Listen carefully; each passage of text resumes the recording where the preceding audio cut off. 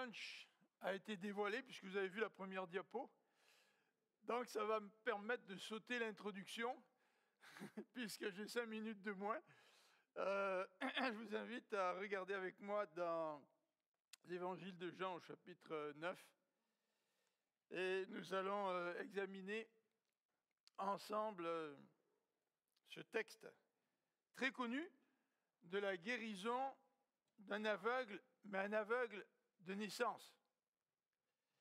Alors Jean chapitre 9, et nous allons couvrir le texte par bloc au fur et à mesure qu'on avance dans la méditation de ce passage. Donc Jean chapitre 9, et nous allons tout d'abord lire du verset 1 au verset 12. En partant, Jésus aperçut sur son chemin un homme qui était aveugle de naissance. Ses disciples lui posèrent alors cette question. « Dis-nous, Maître, pourquoi cet homme est-il né aveugle? Est-ce à cause de son propre péché ou de celui de ses parents ?» Jésus répondit, « Cela n'a pas de rapport avec son péché, ni avec celui de ses parents. C'est pour qu'en lui tous puissent voir ce que Dieu est capable de faire. Il nous faut accomplir les œuvres de celui qui m'a envoyé tant qu'il fait jour. La nuit vient où plus personne ne pourra travailler. Aussi longtemps que je suis encore dans le monde, je suis la lumière du monde. » Après avoir dit cela, Jésus cracha par terre et avec sa salive, il fit un peu de boue qu'il appliqua sur les yeux de l'aveugle. Puis il lui dit, « Va te laver au réservoir de Siloé. » Le mot Siloé veut dire « envoyé ». L'aveugle alla se laver et à son retour, il voyait.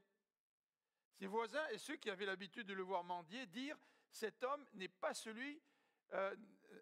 celui qui était toujours assis en train de mendier ?» Les uns affirmaient, « Oui, c'est bien lui », d'autres le niaisaient. « Ce n'est pas lui, c'est quelqu'un qui lui ressemble. » Quant à lui, il disait, « C'est bien moi. » Alors on le questionna, « Comment se fait-il que tes yeux se soient ouverts ?» Il répondit, « L'homme qui s'appelle Jésus a fait un peu de boue, m'en a frotté les yeux, puis il m'a dit, « Va à Siloé et lave-toi. » J'y suis allé, je me suis lavé et d'un coup j'ai vu clair. Et lui, demandèrent-ils, « Où est-il ?» Je n'en sais rien, répondit-il. Nous prions ensemble. Seigneur, nous voulons te remercier pour ce beau passage et nous te demandons de nous enseigner par ta parole, de nous rappeler ce qui est important, de nous rappeler quel Dieu merveilleux tu es. Seigneur, de nous rappeler d'être toujours reconnaissants de ce que tu fais dans notre vie. Seigneur, nous voulons maintenant te demander d'ouvrir notre intelligence et ouvrir notre cœur, afin que ta parole puisse nous saisir et qu'elle puisse continuer à nous transformer comme elle le fait jour après jour. Amen. Alors ce matin, je voudrais regarder avec vous donc ce beau texte que j'ai résumé autour de ce titre qu'on retrouve dans le chapitre 9. Ce sont les paroles de l'aveugle. Il dit « J'étais aveugle et maintenant je vois ». Alors on va regarder le récit de cet homme tout d'abord en regardant la guérison de cet aveugle de naissance. Nous venons de lire la section des versets 1 à 12. On va regarder un petit peu quel était le problème de cet homme, comment la guérison a eu lieu, quelle était la réaction de l'entourage. Ensuite, nous allons voir que les autorités religieuses ont voulu enquêter sur la situation. Et on va regarder le premier interrogatoire de l'aveugle. Les autorités religieuses ont interrogé l'aveugle dans les versets 13 à 17.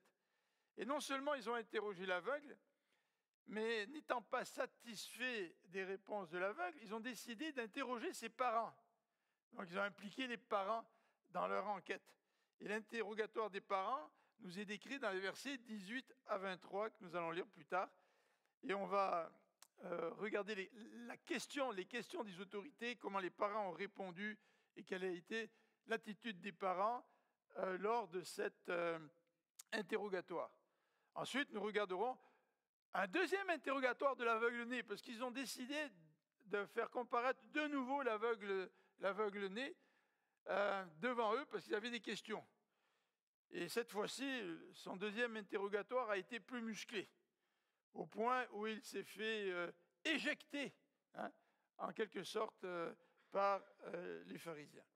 Et en terminant, on regardera la conclusion de ce texte avec Jésus, dans les versets 35 à 41, alors que Jésus a l'occasion de revoir cet homme qui vient d'être guéri et qui a un court échange avec les pharisiens. Alors j'étais aveugle, maintenant je vois. Les versets 1 à 12 nous présentent la situation de cet homme et cette situation qui a provoqué un problème qui a été énoncé au verset 2. Alors tout d'abord, quelle était la situation initiale? Cet homme, verset 1er, il est aveugle de naissance. Et ce qui est intéressant, c'est que le texte nous dit que Jésus s'aperçoit ou aperçoit sur son chemin un aveugle de naissance. Et cette situation a provoqué chez les disciples un questionnement. Et les disciples ont dit, au verset 2, ils ont dit ceci: « Dis-nous, maître, pourquoi cet homme est-il né aveugle ?» Et déjà, les disciples avaient une réponse en tête. Et ils voulaient suggérer à Jésus une réponse. Alors, la faute, cette situation est due à la faute de quelqu'un. Ça, c'était l'assumption ou le présupposé des disciples. Mais les disciples ne savaient pas si c'était la faute de l'aveugle lui-même ou si c'était la faute de ses parents. Alors, voyez-vous, les disciples viennent voir Jésus en ayant déjà une petite idée de la réponse que eux espéraient, mais en n'étant pas sûrs de la responsabilité de qui dépendait cette situation. Et Jésus a répondu au versets 3 à 5 en disant ceci: « Ça n'a pas rapport avec son péché ni avec le péché de ses parents. » En d'autres termes, Jésus est en train de dire aux disciples: vous êtes dans le champ. Vous pensez que cet homme-là, il est né aveugle à cause de la faute de quelqu'un. Ce n'est ni sa faute, ni la faute de ses parents. Vous savez, on est un petit peu comme ça, nous aussi. Quand on vit des difficultés, des tragédies, on se demande si c'est notre faute. On se demande pourquoi. Et ça vient constamment nous tracasser. Nous voulons savoir pourquoi. Et nous mettons tellement l'accent sur le pourquoi que nous oublions ce que Dieu peut faire au travers de ces situations-là. En tout cas, Jésus détourne l'attention des gens sur une responsabilité éventuelle de quelqu'un pour dire ceci au verset 3. Cela n'a pas de rapport avec son péché ni avec celui de ses parents, c'est pour qu'en lui, tous puissent voir ce que Dieu est capable de faire. Ce que Dieu est en train de dire, voilà, dans ce monde pécheur, il arrive des tragédies, et ces tragédies ne sont pas nécessairement causées par ton propre péché, si tu es la victime, ou même par le péché de quelqu'un proche de toi, tes parents.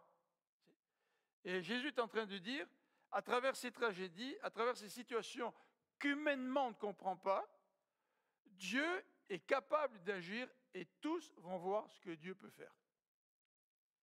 Vous avez certainement pas entendu parler de Diony, cette fille dans son adolescence qui a plongé dans une piscine et qui s'est fracturé la colonne vertébrale et qui est restée paraplégique durant toute sa vie. Toute sa vie. Mais tous ceux qui lisent ces livres, qui entendent ces conférences, peuvent voir ce que Dieu fait au travers de cette tragédie. Et on peut voir clairement comment Dieu agit dans la vie de quelqu'un qui s'en remet pleinement à Dieu au travers de son épreuve et au travers de son malheur. Dans les versets 6 et 7, nous pouvons lire le récit de la guérison de l'aveugle. C'est un récit qui est très sobre. En 2 versets, Jésus n'a pas fait trop de simagrées, même si on peut se poser la question pourquoi il fait un peu de boue là. Jésus décide de guérir comme il veut, il est souverain. Dans certaines situations, il touche quelqu'un, dans d'autres situations, il ne fait que parler. C'est lui qui décide comment agir, c'est lui qui décide comment intervenir. Toujours est-il, le verset 6 nous dit que Jésus agit. Donc il met un petit peu de boue sur les yeux de cet homme aveugle, mais l'action de Jésus ne s'arrête pas là. Jésus ordonne à cet homme aveugle d'aller au réservoir de Siloé. Ce n'est pas facile pour quelqu'un de se déplacer quand il est aveugle. Et pourtant, Jésus va demander à ce malade de faire un geste, d'obéir à un commandement. Et cet homme a obéi. C'est peut-être compliqué pour lui de se déplacer, d'aller au réservoir de Siloé, mais il y est allé. Et le texte met l'accent sur l'obéissance de cet homme. Il n'a pas essayé de discuter. Il n'a pas essayé d'argumenter. Il n'a pas essayé de poser des questions quant à savoir pourquoi Jésus agissait de manière ou une autre. Jésus lui dit, va te laver. Le gars s'en va au réservoir de Siloé. Il va se laver. Jésus ordonne et l'homme obéit. L'aveugle obéit. Alors bien lui en a pris d'obéir. Parce que Jésus voulait le guérir au travers de son obéissance. Parfois, nous attendons à ce que le Seigneur intervienne dans notre vie, alors que le Seigneur veut intervenir dans notre vie au travers de notre obéissance. Et nous, on attend, puis le Seigneur attend. Puis vous savez que le Seigneur, il peut attendre bien plus longtemps que nous. Et lui, il est bien moins patient que nous. Mais souvent, le Seigneur veut agir dans notre vie, mais au travers de notre obéissance. Alors, qu'est-ce que le Seigneur nous demande pour pouvoir intervenir dans notre vie?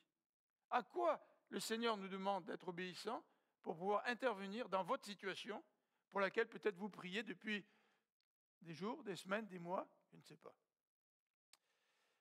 Cet homme revient guéri. Évidemment, lorsque cet homme revient guéri, l'entourage réagit. Les versets 8 à 12 nous présentent la réaction de ses voisins et de ceux qui avaient l'habitude de le voir mendier, parce qu'un homme aveugle de naissance ne pouvait survivre qu'en mendiant. Sa vie se résumait à mendier.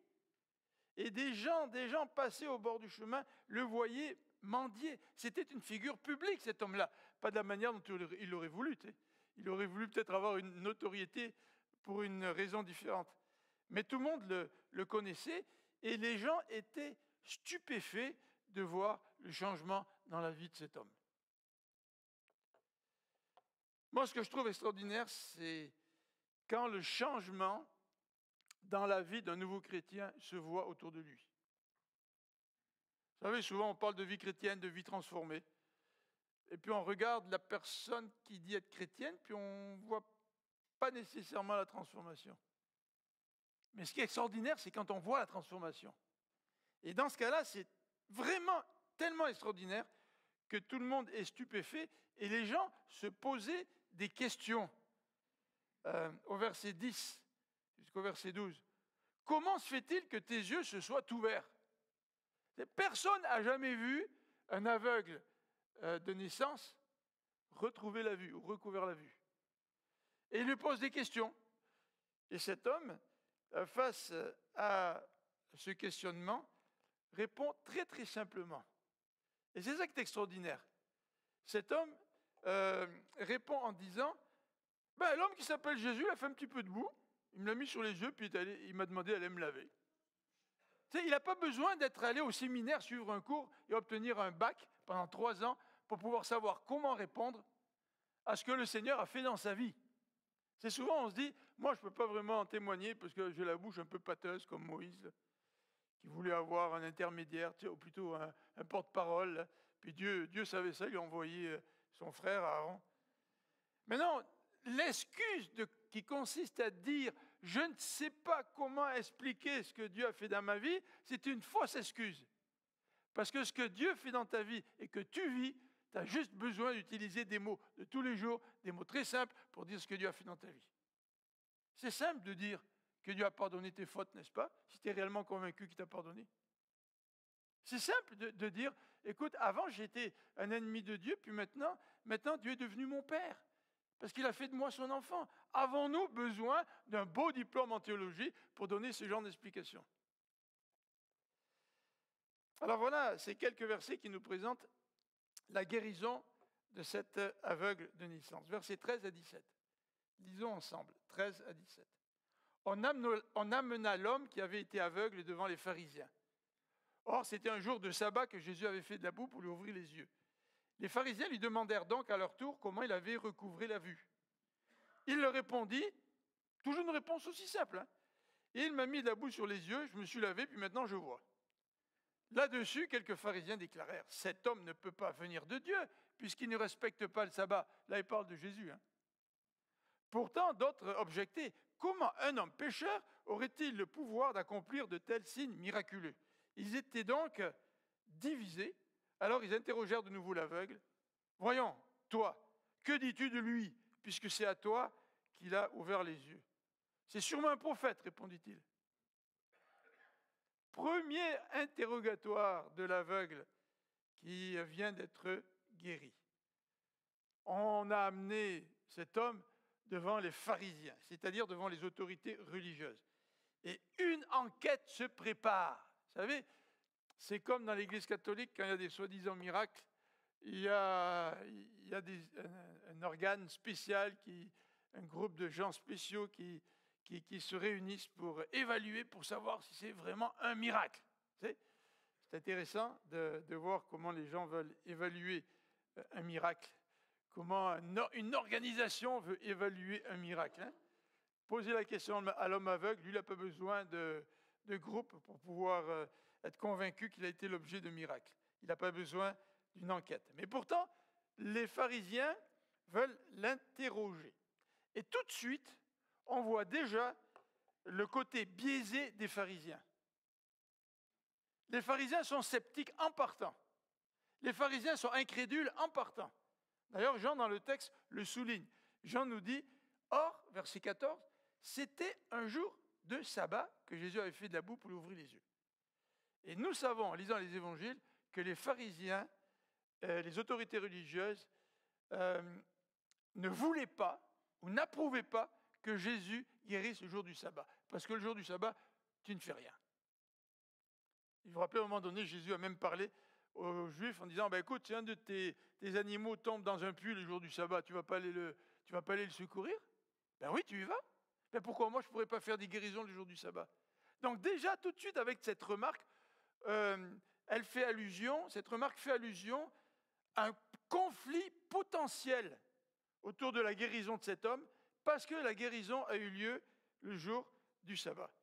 Et c'est la raison pour laquelle, au verset 15, sans trop dévoiler l'état de leur cœur, bien sûr, il faut faire preuve d'objectivité, d'impartialité. Donc on va lui demander comment ça s'est passé.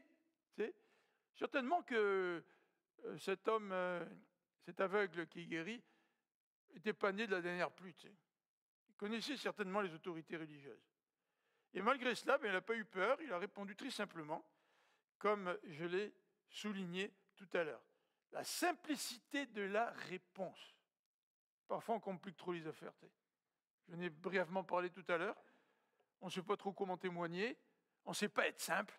On complique les affaires au lieu de spontanément répondre et expliquer ce que Jésus a fait dans notre vie. Et lui, donc, c'est très simple. Vous voyez, c'est encore plus simple que dans les versets précédents où il était question de sa réponse. C'est encore plus courte sa réponse. Il m'a mis de la boue sur les yeux, je me suis lavé, maintenant je vois. Il souligne ce que Jésus a fait. Et pas ce que Jésus a fait pour le voisin, mais ce que Jésus a fait pour lui. Qui sait mieux que toi ce que Jésus a fait pour toi? Si tu n'as rien à dire, la question se pose. Est-ce que Jésus a fait quelque chose pour toi?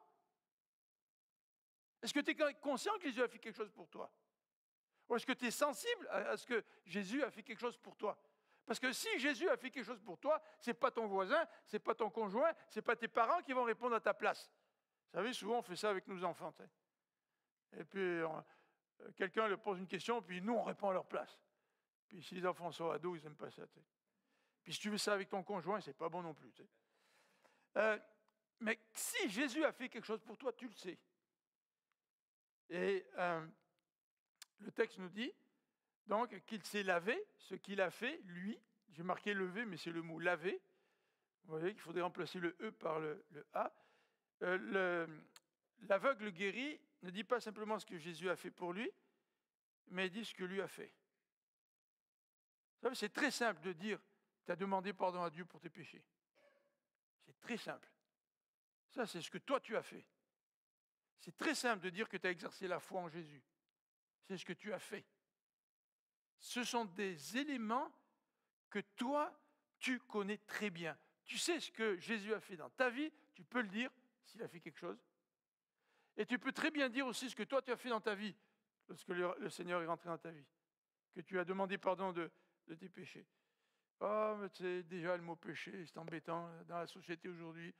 Oh, j'ose pas dire ça, le mot péché. Puis au lieu d'être simple, on est comme paralysé parce qu'on a peur de la réaction des gens. Et parce qu'on est paralysé, on est même plus simple dans notre manière de parler du Seigneur autour de nous. Et on se tait.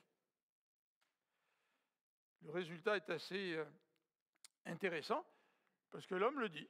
Le résultat, maintenant, c'est que je vois. Le Seigneur, il a mis de la bouche sur mes yeux. Il m'a demandé de faire quelque chose, je l'ai fait. Puis maintenant, le résultat, c'est que je vois.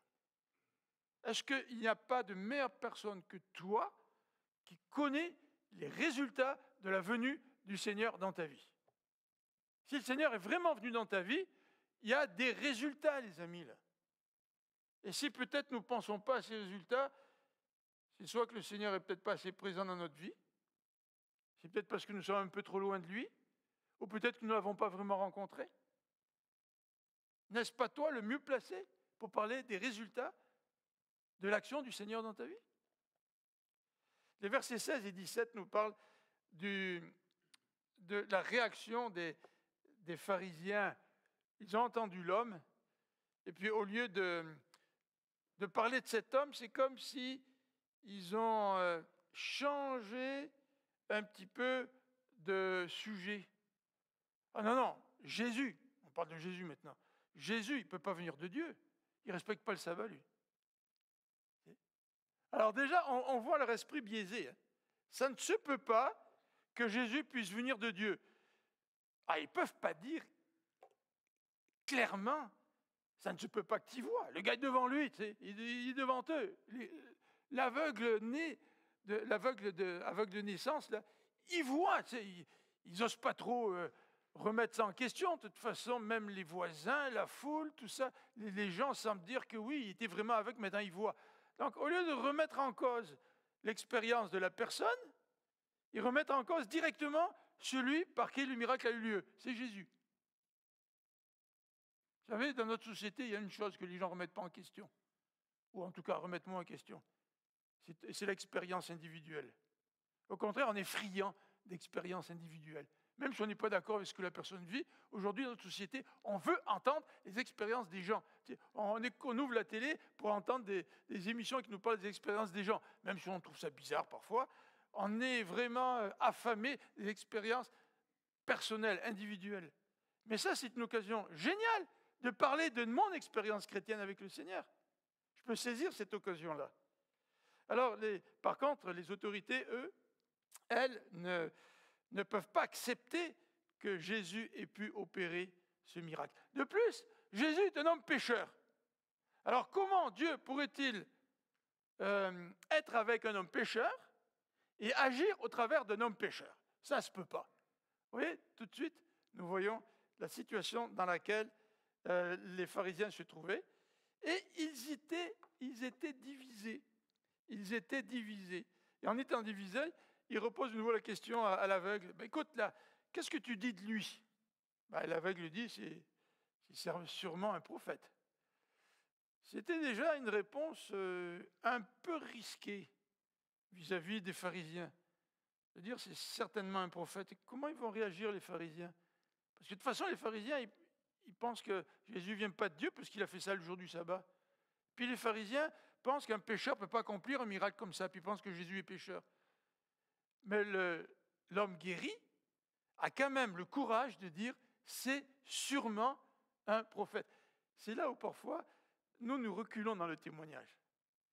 Quand on nous pose un petit peu plus de questions, puis qu'on nous pose un petit peu plus de questions sur le Seigneur, sur Dieu, sur la naissance, par exemple, miraculeuse de Jésus, sur sa résurrection. Nous, on n'aime pas trop prendre la parole parce qu'on sait que notre auditoire n'est pas nécessairement en accord.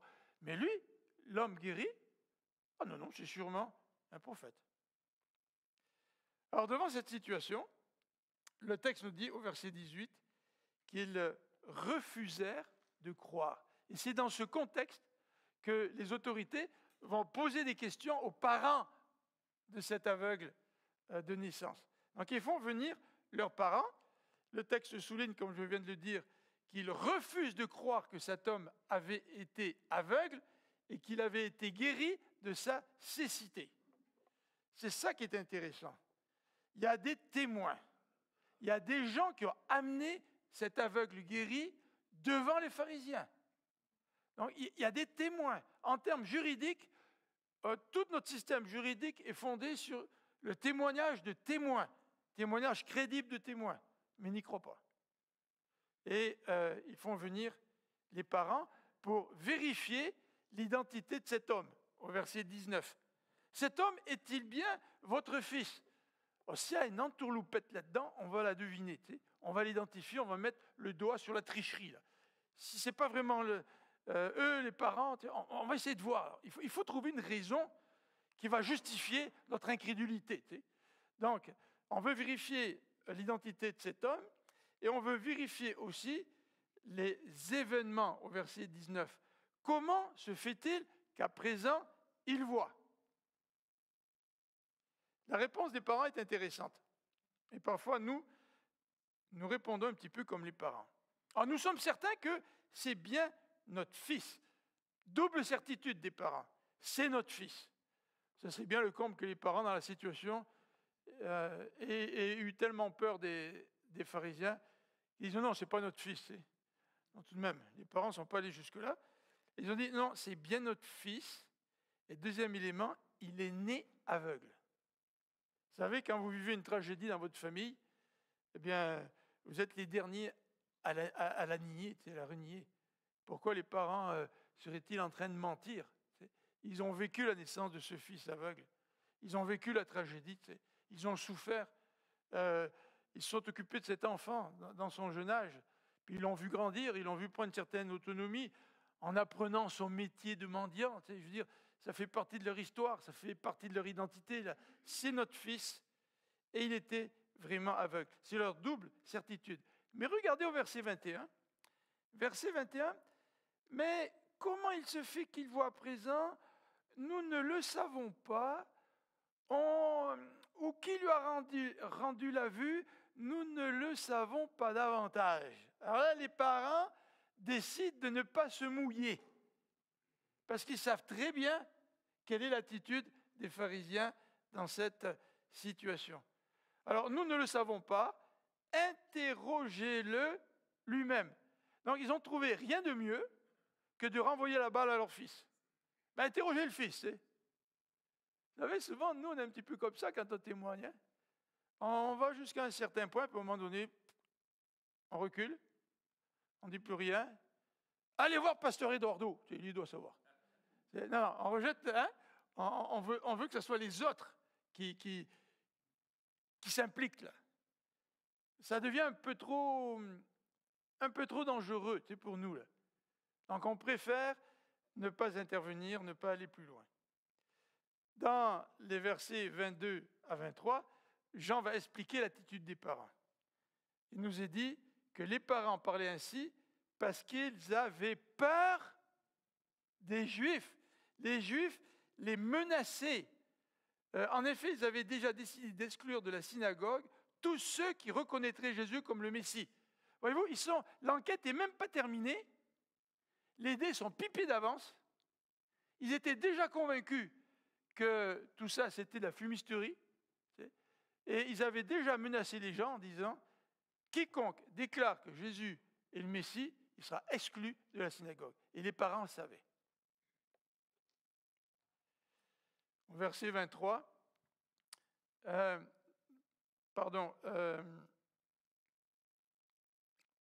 voilà, au verset 23, donc, nous avons cette attitude des parents qui demandent donc aux Juifs d'aller de nouveau interroger leur fils. Alors, deuxième interrogatoire de l'aveugle guéri, au verset 24. Verset 24. Les pharisiens firent donc venir une seconde fois celui qui avait été aveugle et lui dirent « Honore Dieu en disant la vérité ». Bon, ça commence un peu raide, ça. Hein? Attention à ce que tu dis. Hein? Dans ce que tu dis, on veut que tu honores Dieu. Hein? Vous savez qu'est-ce que ça veut dire pour les pharisiens, ça? Hein? Ça veut dire que tu as intérêt à répondre comme nous, on voudrait que tu répondes. Honore Dieu en disant la vérité. Cet homme est un pécheur, nous le savons. Voilà, ils ne posent déjà pas de questions. Là, ils sont déjà en train d'utiliser la technique de l'entonnoir. Vous savez, quand on veut que quelqu'un réponde d'une certaine manière, là, on lui donne toutes sortes d'indices pour que sa réponse puisse se cadrer de la manière dont elle veut qu'elle soit. Tu sais. S'il est pécheur ou non, répondit-il, je n'en sais rien. Mais il y a une chose que je sais, j'étais aveugle et maintenant je vois. Ils lui demandèrent de nouveau, qu'est-ce qu'il t'a fait? Redis-nous comment il s'y est pris pour t'ouvrir les yeux. Je vous l'ai déjà dit, leur répondit-il, et vous ne m'avez pas écouté. Pourquoi tenez-vous à me le faire répéter? Ouais, je ne sais pas, mais je ne sais pas s'il a beaucoup de pédagogie, là, cet aveugle de naissance. Est-ce que par hasard, vous avez l'intention de devenir vous aussi des disciples? Je veux dire, premier échange, là, ça devient un petit peu particulier. Ah, là, on va... Voilà, premier échange. Nous voyons tout d'abord la tentative de discréditer Jésus de la part des pharisiens, et nous voyons la réponse très simple de l'homme guéri. S'il est pécheur ou pas, j'en sais rien, mais il y a une chose que je sais, j'étais aveugle, maintenant je vois. Mais dans les versets 26 et 27, on voit une réponse encore plus directe, et peut-être même, on dirait en bon québécois, que l'homme guéri, il était peut-être un petit peu baveux avec les pharisiens. Et le dialogue va se corser. Le dialogue va se corser parce qu'au verset 28, il nous est dit ceci, on va lire ensemble. Ils se mirent à l'injurier et lui lancèrent, c'est toi qui es son disciple. Nous sommes les disciples de Moïse. Nous savons que Dieu a parlé à Moïse, mais celui-là, nous ne savons même pas d'où il vient. Vous voyez, quand on parle de Jésus, là, celui-là, on ne sait pas d'où il vient. C'est étonnant, répliqua l'homme. Voilà quelqu'un qui m'a ouvert les yeux et vous ne savez même pas d'où il est. Tout le monde sait que Dieu n'exauce pas les pécheurs, mais si quelqu'un est attaché à Dieu et fait sa volonté, il exauce.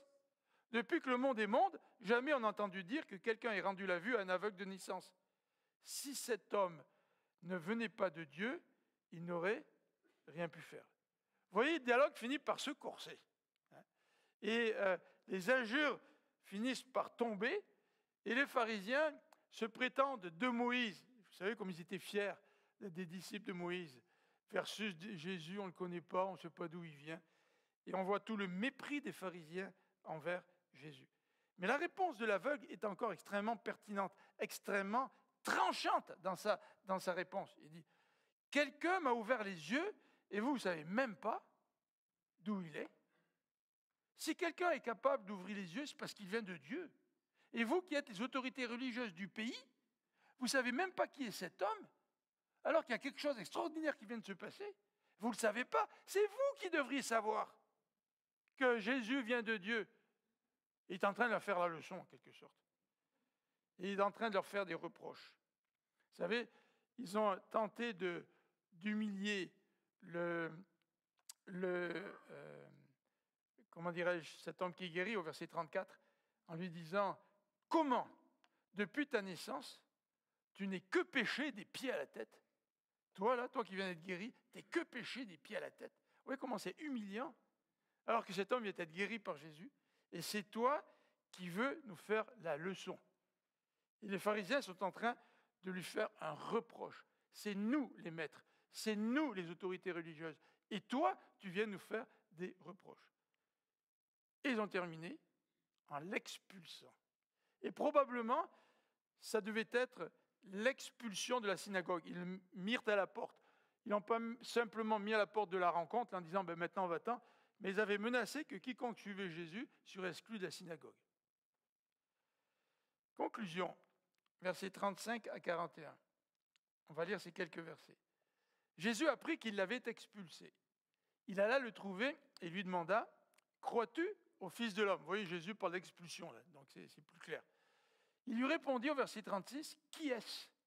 Dis-le-moi, Seigneur, pour que je puisse croire en lui. » Jésus lui dit, « Tu le vois de tes yeux, c'est lui-même qui te parle. Maintenant, je crois, Seigneur, déclara l'homme, et il se prosterna devant lui. » Jésus dit alors, « Je suis venu dans ce monde pour qu'un jugement ait lieu, pour que ceux qui ne voient pas voient, et que ceux qui voient deviennent aveugles. » Les pharisiens qui se trouvaient près de lui entendirent ces paroles et lui demandèrent, « Serions-nous par hasard, nous aussi, des aveugles ?» Et Jésus répondit, « Si vous étiez de vrais aveugles, leur dit Jésus, vous ne seriez pas coupables. Mais voilà, vous prétendez que vous voyez. Aussi, votre culpabilité reste entière. » Alors c'est intéressant, hein? Jésus vient de faire un miracle. Mais Jésus a un échange avec cet homme, dans les versets 35 et 36, et il lui dit ceci, « Crois-tu au Fils de l'homme ?» Jésus veut que son identité soit claire aux yeux de cet homme guéri, parce qu'il veut que la foi de cet homme puisse reposer sur qui il est réellement. Et cet homme lui dit, « Écoute, moi je suis prêt à croire à ce Fils de l'homme, mais c'est qui ce Fils de l'homme ?» Et Jésus lui dit, « C'est moi. » Il y a une confirmation de peut-être ce que cet homme avait déjà dans son cœur. Et Jésus lui explique la raison de sa venue.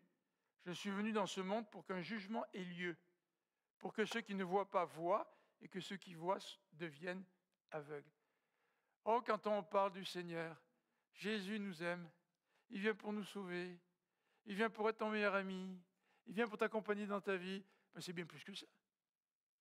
Jésus vient pour que tu vois, mais Jésus vient aussi pour exercer un jugement. Pour ceux qui croient voir, puissent être jugés. Parce que ceux qui croient voir, comme les autorités, en fait, c'était eux, les véritables aveugles. Est-ce que c'est ce que Jésus précise dans son échange avec les pharisiens, au verset 40 et 41, quelques pharisiens lui disent, « Mais serions-nous par hasard, nous aussi, des aveugles ?» Et Jésus répond, « Si vous étiez de vrais aveugles, vous ne seriez pas coupables. Mais vous n'êtes pas des vrais aveugles parce que vous croyez que vous voyez. Mais en fait, vous êtes coupables. Parce que vous n'admettez pas votre cécité. Vous n'admettez pas avoir besoin d'être guéri. » C'est un texte assez extraordinaire, hein? Parce que Jésus veut expliquer à travers cette guérison pourquoi il est venu. Cette guérison, c'est un tremplin pour expliquer sa mission. Mais cette guérison nous apprend aussi beaucoup de choses sur notre manière de réagir dans notre témoignage, sur notre manière de pouvoir parler de ce que le Seigneur fait dans notre vie. Est-ce que nous pouvons, d'une manière aussi simple, dire aussi à ceux qui nous entourent, « J'étais aveugle, mais maintenant, je vois. » Est-ce que vous pouvez dire ça? Est-ce que nous pouvons dire ça en toute simplicité? Tout en sachant que peut-être, à travers le processus, la situation peut se corser. Mais rien ne nous empêche de donner ces réponses aussi simples pour expliquer la raison de notre foi. Prions ensemble. Seigneur notre Dieu, nous voulons te remercier pour ce passage, pour ta toute-puissance. Et Seigneur, nous vivons dans un monde habité par des milliards d'aveugles, des gens qui pensent voir, mais qui ne voient pas, des gens qui ont besoin d'être touchés par le Seigneur, qui ont besoin d'être spirituellement guéris de leur cécité. Et Seigneur, merci parce que tu l'as fait dans notre vie et que tu veux le faire dans la vie de tous ceux qui ne te connaissent pas, mais qui te cherchent. Et si ce matin, spirituellement, tu cherches le Seigneur et tu réalises que tu es aveugle et que tu as besoin de l'intervention guérissante de Jésus, viens à lui, tourne-toi vers lui, crois en lui, demande-lui de te toucher, demande-lui d'intervenir dans ta vie, demande-lui de faire de toi son enfant. afin que tu puisses être guéri de cette cécité spirituelle dans laquelle nous naissons tous. Seigneur, merci pour ton salut.